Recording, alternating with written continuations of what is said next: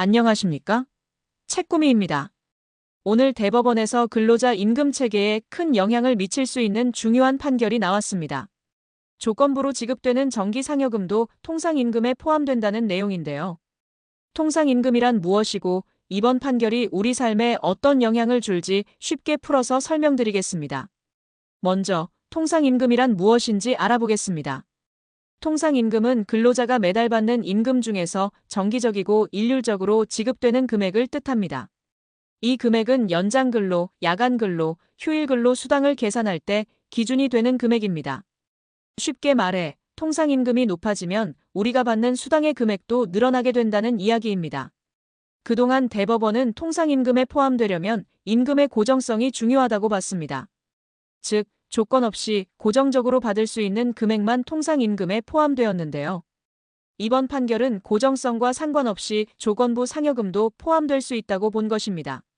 상여금은 회사에서 정기적으로 지급하는 보너스를 뜻하죠.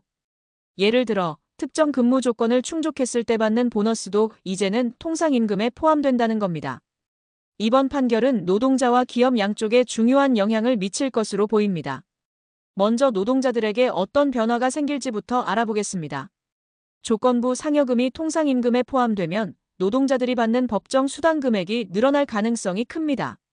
예를 들어 연장 근로수당은 통상임금의 1.5배를 곱해 계산하는데요. 통상임금이 높아지면 당연히 수당 금액도 올라갑니다.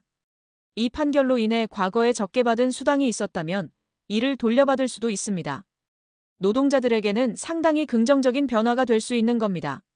하지만 기업 입장에서 보면 상황이 조금 다릅니다. 가장 큰 문제는 인건비 부담입니다.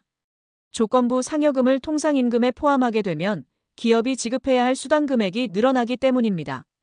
예를 들어 대기업의 경우 수천억 원 규모의 인건비 증가가 예상될 수 있습니다. 게다가 과거에 지급했던 수당도 새 기준에 맞춰 소급 적용해야 할 경우 재정적 부담이 더 커질 수 있습니다. 특히 중소기업의 경우 상황이 더 심각할 수 있는데요. 이미 인건비 부담이 큰 상황에서 이번 판결이 새로운 문제를 불러올 수 있습니다. 회사가 근로자들에게 적정한 임금을 지급하지 못해 경영난에 빠질 가능성도 배제할 수 없습니다. 이번 판결은 노동자의 권리를 보호하기 위한 취지로 해석됩니다. 그동안 조건부 상여금은 고정성이 부족하다는 이유로 통상임금에서 제외되곤 했는데요.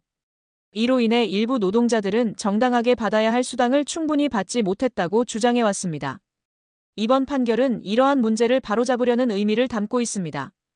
다만 이번 판결로 인해 기업과 노동자 간의 갈등이 커질 가능성도 있습니다. 특히 기업 입장에서는 갑작스럽게 늘어나는 인건비를 어떻게 해결할 것인지가 큰 과제가 될 전망입니다. 따라서 앞으로는 노사 간 임금 협상이 더 치열해질 것으로 보입니다. 오늘 대법원의 판결은 노동자들에게는 더 나은 권리를 보장하는 계기가 될 수 있지만 기업들에게는 새로운 숙제를 안기는 결정이라고 할 수 있습니다. 결국 중요한 것은 노동자와 기업이 서로 이해하고 조화를 이루는 방향으로 나아가는 것일 텐데요. 이와 관련한 구체적인 변화는 앞으로 노사 간 논의에서 하나씩 정리될 것으로 보입니다. 지금까지 책꾸미였습니다. 시청해주셔서 감사합니다.